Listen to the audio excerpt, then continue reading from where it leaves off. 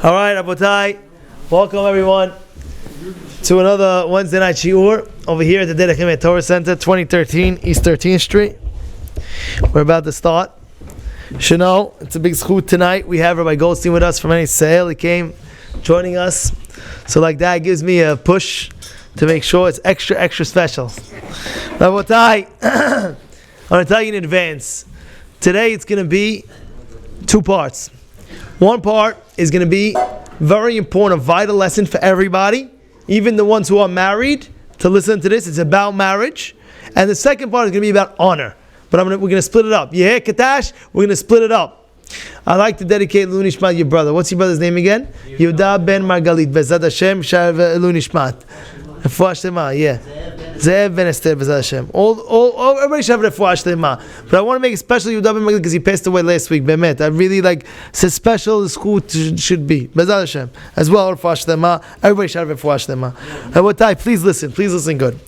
We are in one of a parashiot is called Parashat Ve'era.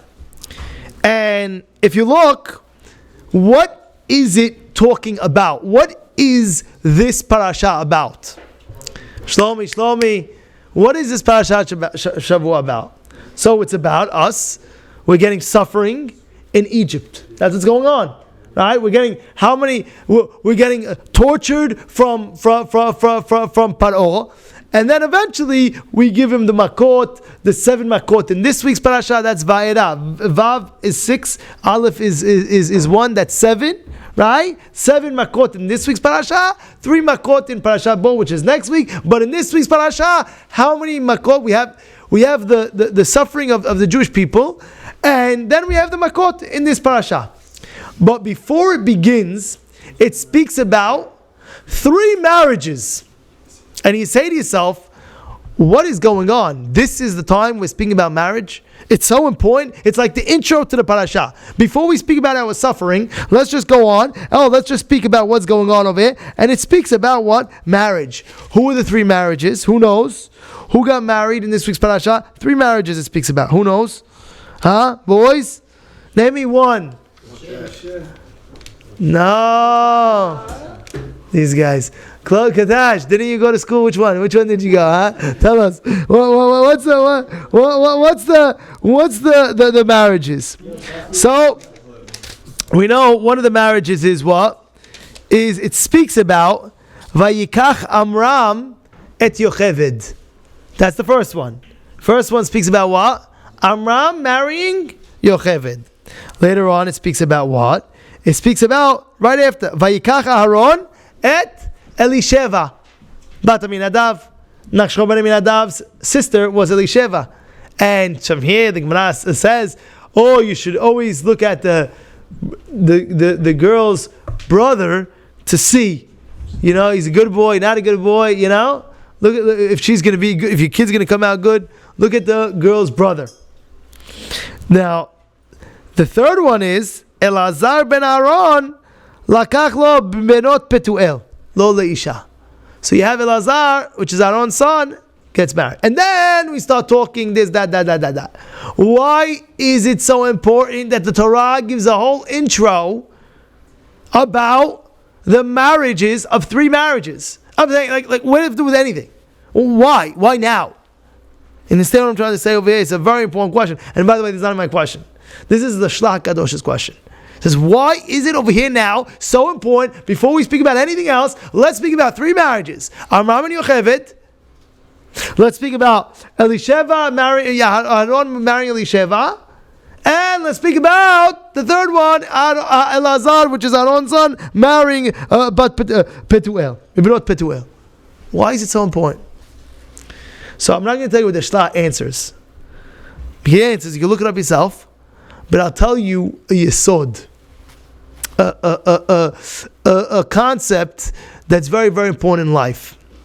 And that is, a lot of times in life, a person wants to make sure that every single thing is settled in his life before he makes the next move. And sometimes you can't wait for that. Again, everyone in their life They want to make sure everything is settled before they make the next move. And they won't make the next move until it's settled. And then once that's settled, then they'll do the move. But before that, they won't do the move. However, in life, there are situations in your life, and it's going to happen in your life, where even if you're not settled and you don't know, you got to just jump into it. And it'll work. Why am I saying this? Sometimes I have it. A guy is getting older. He's getting older and older and older. And you ask him, what's going on? What's happening? How come you're not going on a date? How come you're not going shidduch? How come you're not going out with a girl? He goes, Rabbi, first I gotta settle. And after I settle, then tell me shidduch. Then tell me this. Then tell me that. But Habibi, you're getting up in years. You're not your youngster anymore. You're past the stage of this cheshbon. It's already done. It's already finished. Now you gotta just jump. They say shidduchim. What is shidduchim? Is what? Kekriyat yam suf. One of the pshatim, I didn't see it anyway, but I think one of the pshatim is why it says kasher zivugat shalam kekriyat yam suf. It was always comparison. Gemara Sotah, right, Rabbi? Gemara Sotah, the first page. What does it speak about? It says zivug is like kriyat yam suf. Why? Sometimes in life you gotta just jump in, no matter what, even though you don't know, you're not settled. What's gonna be? Whatever's gonna be is gonna happen, and it's gonna go through. What am I saying? People that wait, I have to make sure I have all my parnasah ready, and then. But you're too late. You can't do that. What are you doing? Higia Hazman. How many times did you see in our community, how when they came, people came from Egypt, people came from Syria, people came from all these places. They didn't have any business. They didn't have anything. But you know what? Husband and wife, they got married, and they said they'll figure it out. It'll work. And I know families in our community where they got married with nothing. Zero, nothing. They said, we'll figure it out. And yes, the wife took a job a little bit. She needed a hustle on the side. Yes. And the father took a job. Yeah, the husband took a job. Together, they went and they established a family. Now, Baruch Hashem, they're worth millions. We're talking about 50 years after. Now they're in the 70s. But I was been told stories. Relatives of mine as well. Relatives of mine. They came in from Syria. They didn't have anything. They didn't have nothing. Zero. So what do you want the guy to do? Wait and wait and wait. You want the girl to wait and wait and wait? No. Get married. We'll figure it out. And guess what? They figured it out. Nobody's going to starve to death over here. Nobody's going to die of poverty. There's no way. It's not happening in our time. It's not happening. There's so many, Baruch Hashem, especially nowadays, there's so many things going around where it's impossible. It's not going to happen. The guy's not going to die because he got married. It's not going to happen. And furthermore, think about it. When does the beracha come? Sometimes the person has to understand his mazal is not complete. He needs to have the other side. Boom! All of a sudden, this opens that. What happened? What happened? Now we're partners. We got married. Wow. Mazal opens up, right? The bracha opens up. Wow, how did it happen? Because the person's he thinks he's smart. I'm holding back, and then just get mad and do the thing, and then you'll see what's gonna be. There was a guy in our shul. Bezrat Hashem, if he allows me to say his name, I will say his name. But there's a guy in our shul. I'll never forget. He came to me in a time where he was having children. And at the time, he's like, Rabbi, you're not understanding. I don't know what I'm going to do for the month. I'm not going to make the month. And all of a sudden, he tells me, and my wife just got pregnant again. I couldn't believe it. What should I do? I'm going crazy. I said, listen, don't worry. Everything's going to work out. I told him, everything's going to work out.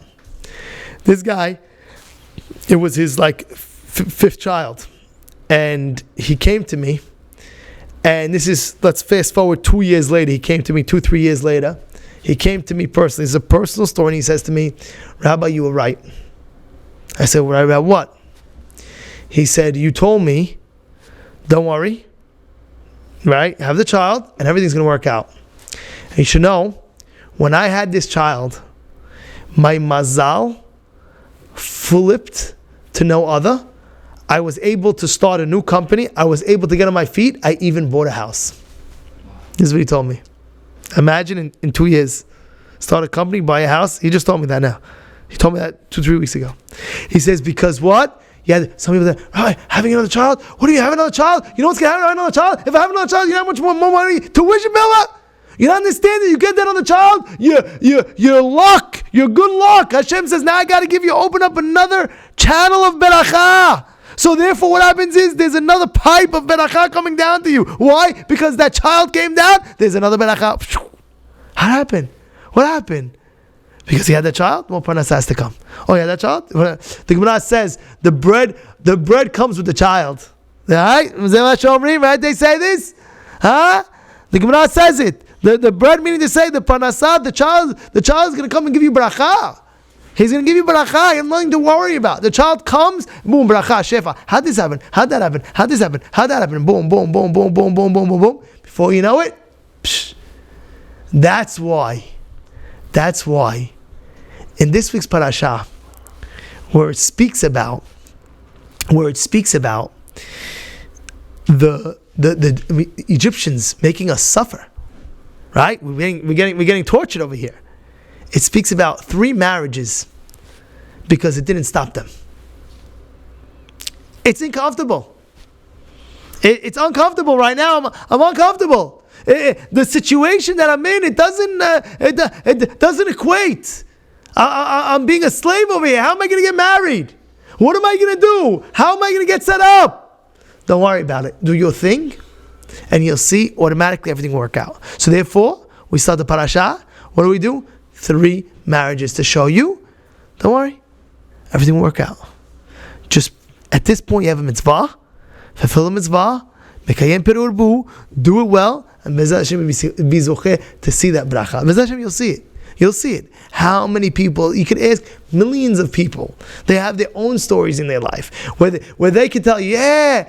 Now they don't remember it because it's so many years later. They might remember it vividly, but really deep down they were very, very scared when they first got married. What's going to be? But everything works out. Eventually, everything works out. How? I can't tell you, but it'll work out. My friend was just telling me right now, he had to buy a house. He was busting out of his apartment. He said, I have to buy a house. It's impossible. My kids need a house. He says he bought a house. He says, I'm schwitzing. I don't know what to do with the mortgage, this, that. I told him, you have nothing to worry about. Everything will work out. I was right. It was right. Everything's working out. He couldn't even afford to pay his rent. And now he has a mortgage on his head. And he has a whole house that he's paying for. And he's telling me I'm doing it. He's going to do it. It's going to work out. You have to do something. That's what he's saying over here. We're going to start. This is what's going to be. This is the Parashat Shavua. It's an uncomfortable situation. We don't know what's going to be. There's suffering in Egypt. Let's talk about marriages. Why? Because don't worry. It'll work out. When you have a mitzvah on your hands, you have a mitzvah to get married, you have a mitzvah to mekayem perurvu, you have a mitzvah to have children. No, you can rest assured 100% everything that's needed will come.